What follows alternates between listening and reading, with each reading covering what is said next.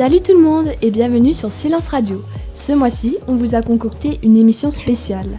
Au menu, Saint-Valentin, Chandeleur et Carnaval. Festif, n'est-ce pas ? Pour commencer, comme à notre habitude, Overseas News nous embarque dans un nouveau pays du monde et cette fois-ci, direction l'Italie. Puis on poursuivra avec l'actu internationale. Le poisson sera au goût du jour et mis à l'honneur avec Horoscope. Bien sûr, l'émission sera rythmée par les fameux fun facts, puis la traditionnelle rubrique jeu fera son apparition avec un quiz de culture générale aux couleurs de nos 3 fêtes du mois. Pour bien finir, la dernière chronique nous fait découvrir un nouveau talent caché parmi les élèves de notre lycée. Tout de suite, laissons Maë et Alex nous faire voyager avec Overseas News et l'actu à l'international.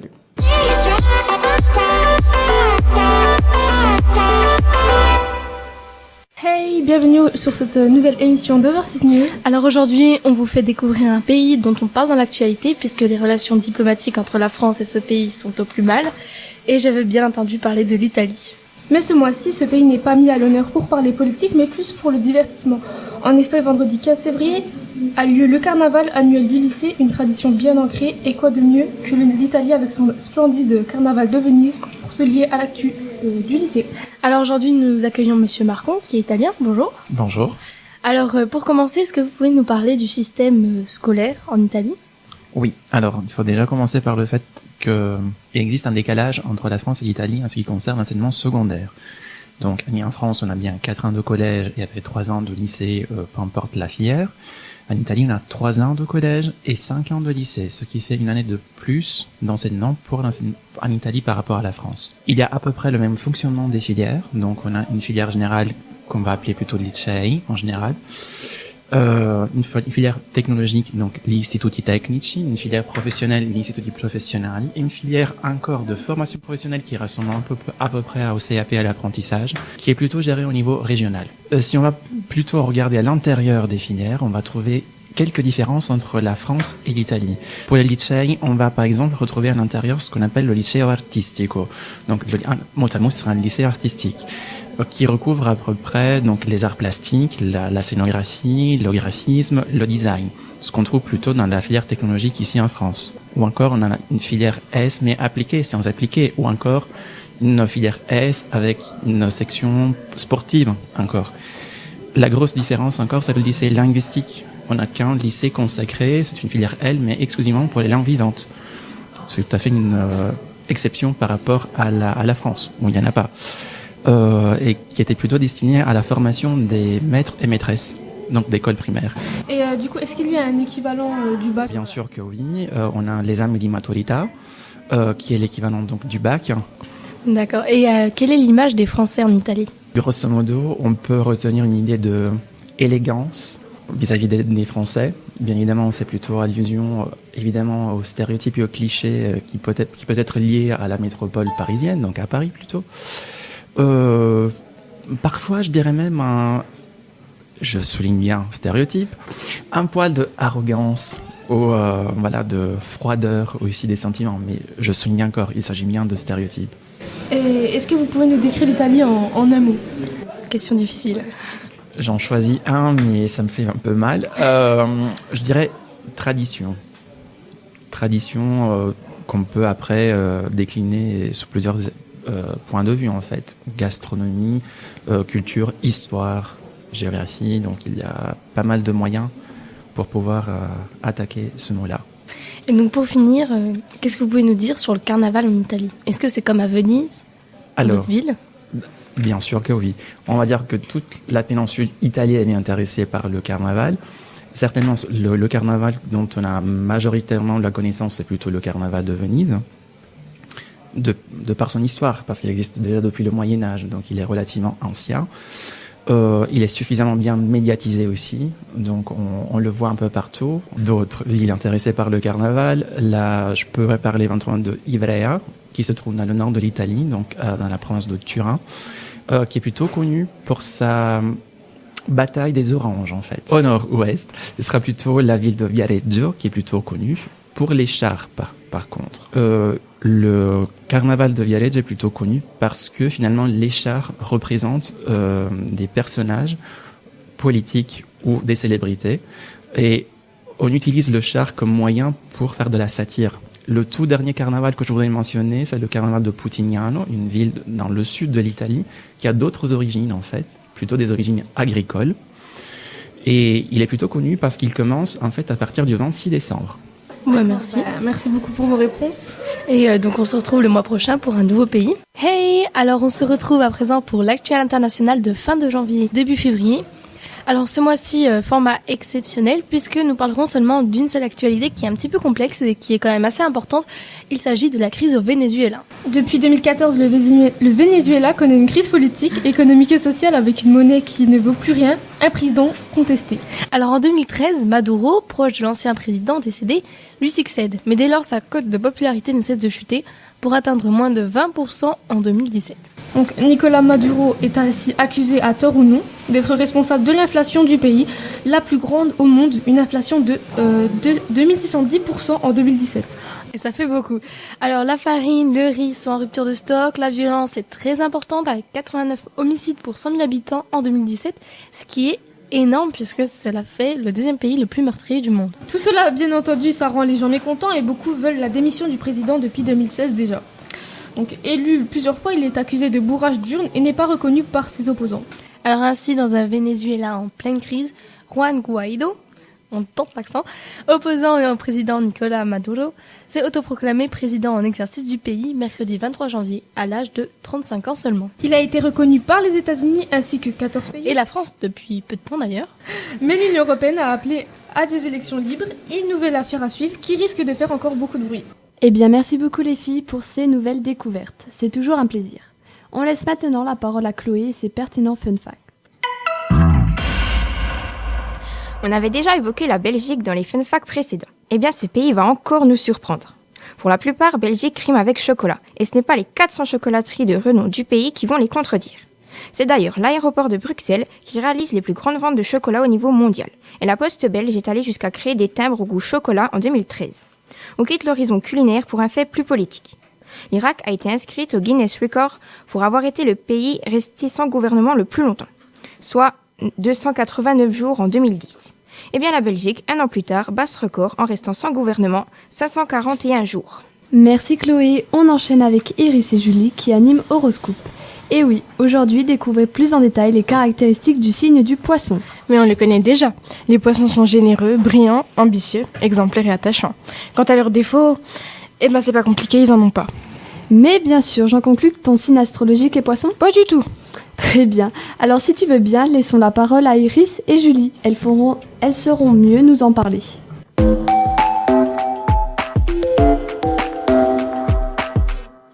Hello tout le monde. Alors aujourd'hui, édition spéciale, interview d'un professeur qui a un signe astrologique qui tombe pendant les vacances. Pas de panique les Verseaux, on ne vous a pas oublié, on donnera les prévisions du mois de mars comme prévu.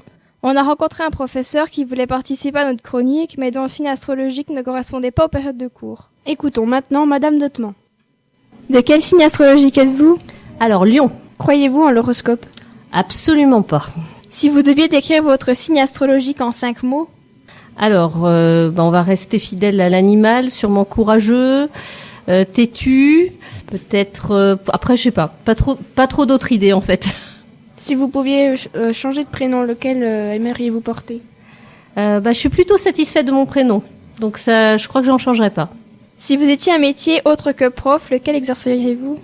Alors honnêtement, de toute façon, je pense que j'en exercerai pas d'autres. Je serais bien à mal d'en choisir un autre. Je crois que j'ai toujours voulu rester à l'école. Et puis c'est un métier qui me passionne, qui me plaît. Donc j'aurais bien du mal d'en choisir un autre en fait.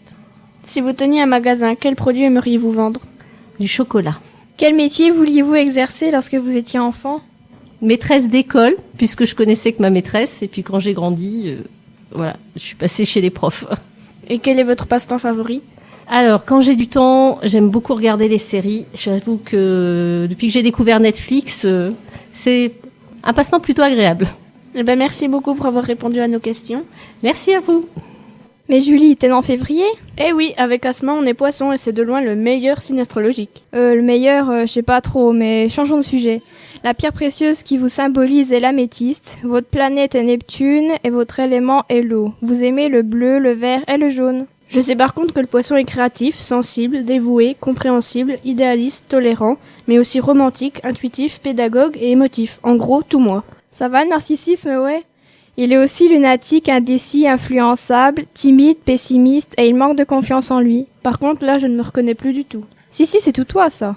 Ouais, enfin bref, côté cœur, le poisson est un grand sentimental, il est attentionné, romantique, et il pourrait même se plier en quatre pour faire plaisir à l'autre. On va maintenant passer à la partie de la chronique consacrée aux compatibilités et on va y donner sur une échelle de 5. Poisson avec poisson, scorpion et verseau 5 sur 5. Poisson avec taureau 4 sur 5.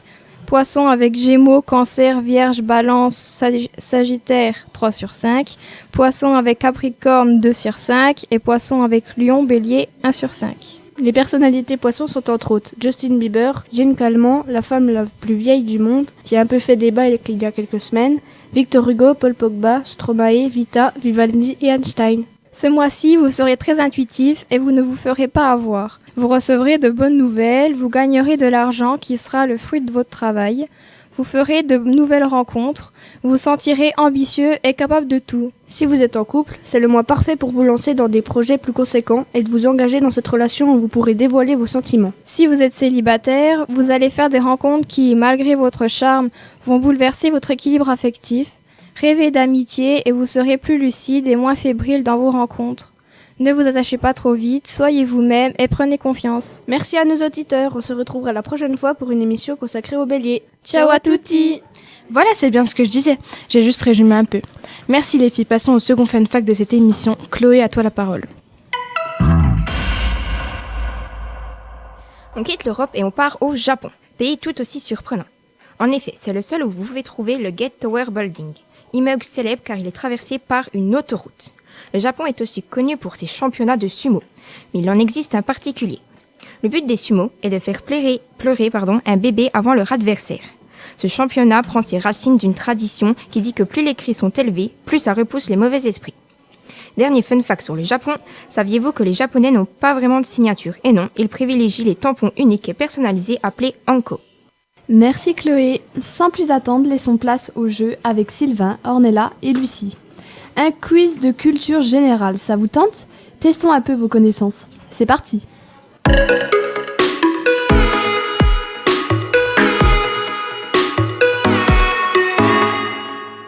Bonjour tout le monde, bienvenue à notre test spéciale sur les fêtes de février. Comme pour les précédents, les candidats auront 30 secondes pour répondre à un maximum de questions. Ils peuvent passer la question en disant « je passe ». On se retrouve donc tout de suite en compagnie des 3 candidats. Eh bien bonjour Inès, merci à toi d'être avec nous sur Silence Radio. Est-ce que tu pourrais d'abord te présenter en quelques mots? Donc je m'appelle Ies, je suis en terminale ES 2. J'ai 17 ans et voilà. D'accord. Et qu'est-ce qui t'a donné envie de participer à ce quiz? L'année dernière, je l'avais déjà fait aux portes ouvertes et du coup j'ai envie de recommencer. Et t'avais gagné? Non. On va essayer alors. Eh ben bonne chance à toi. Merci bien. Et place aux questions. Allez go. Donc t'es prêt? Ouais. Donc on est parti pour carnaval. Une question, quel est le carnaval le plus connu? Venise. Quel est le personnage type de carnaval? Je sais pas. Que mange-t-on à carnaval? Des beignets. Comment est habillé Harlequin? Avec un costume avec des carreaux de toutes les couleurs. De quelle comédie vient Harlequin? Je sais pas. De quelle fête chrétienne est également liée à carnaval? Je sais pas. C'est fini. Alors maintenant on enchaîne sur la Saint-Valentin. Quel jour a-t-elle lieu? Le 14 février. Bien. Qu'est-ce qu'on offre à la Saint-Valentin?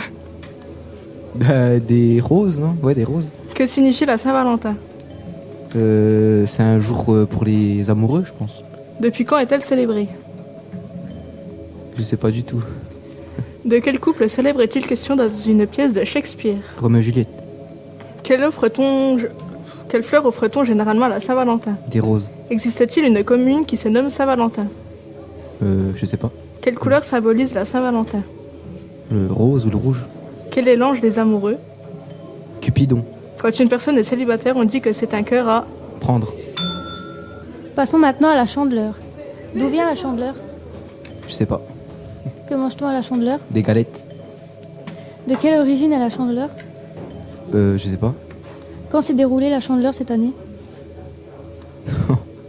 En janvier, je crois. Quelle région est réputée pour ses crêpes? Peut-être l'Alsace, je sais pas.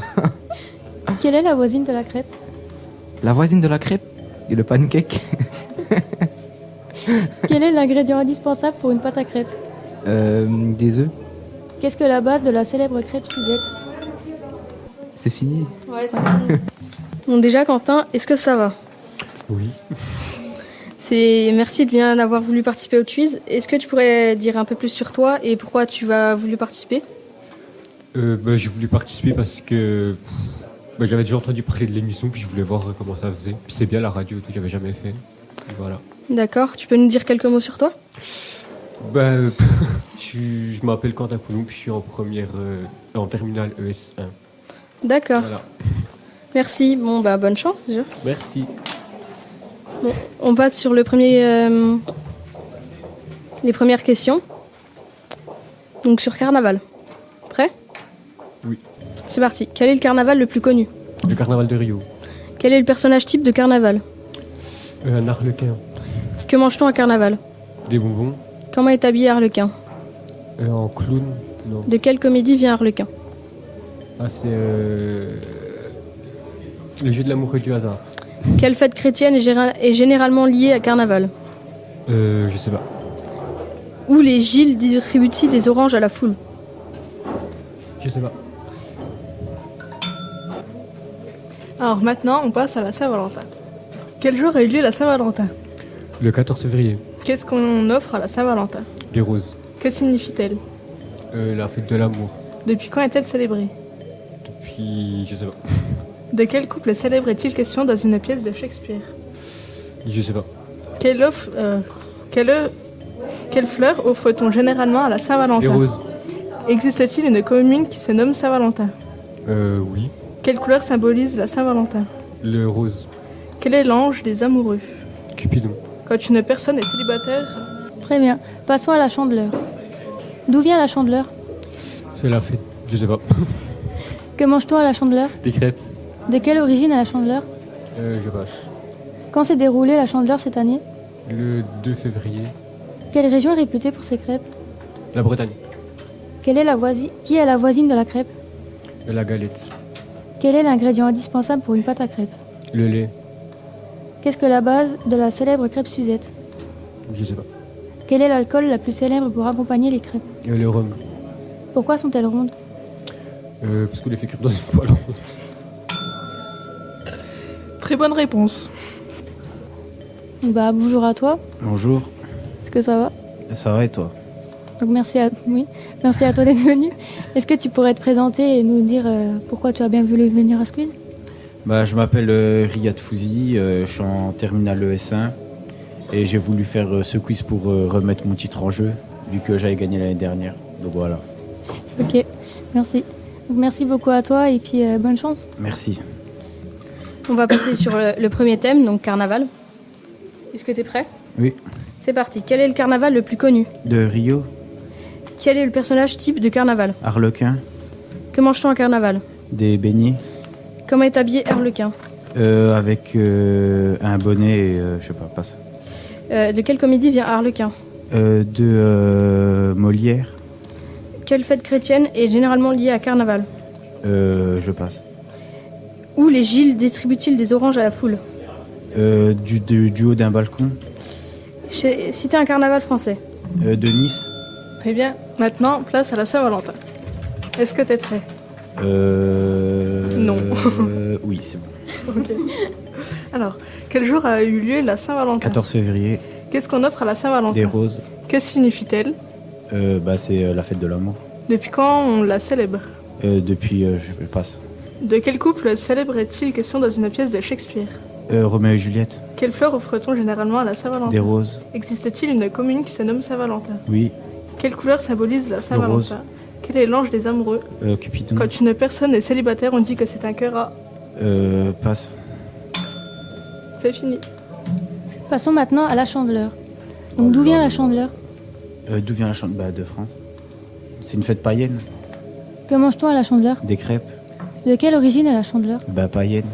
Quand s'est déroulée la Chandeleur cette année? Je passe.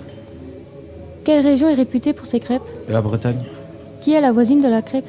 Je sais pas ça. Quel est l'ingrédient indispensable pour une pâte à crêpes? De la farine. Qu'est-ce que la base de la célèbre crêpe Suzette? Passe. Quel est l'alcool la plus célèbre? Rhum. Pourquoi sont-elles rondes? Pourquoi pas. Merci. Le gagnant est donc Riyad avec un total de 17 points. Merci, bye bye et à bientôt. Et voici pour vous un tout dernier fun fact. On finit notre tour du monde au Mexique. Grand consommateur de Coca-Cola, les Mexicains en boivent jusqu'à 225 litres par an et par personne.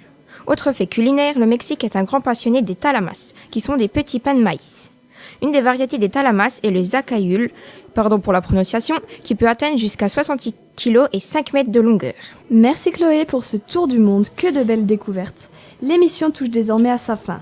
Mais avant de vous quitter, voici la dernière rubrique. Le lycée a un incroyable talent, présenté par Maë et Alex.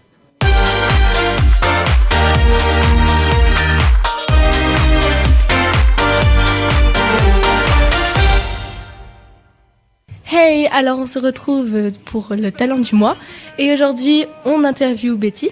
Donc Betty, est-ce que tu peux te présenter en quelques mots? Salut, moi c'est Betty et je suis en terminale ES. Et alors depuis quand est-ce que tu fais ton talent et qu'est-ce que c'est déjà?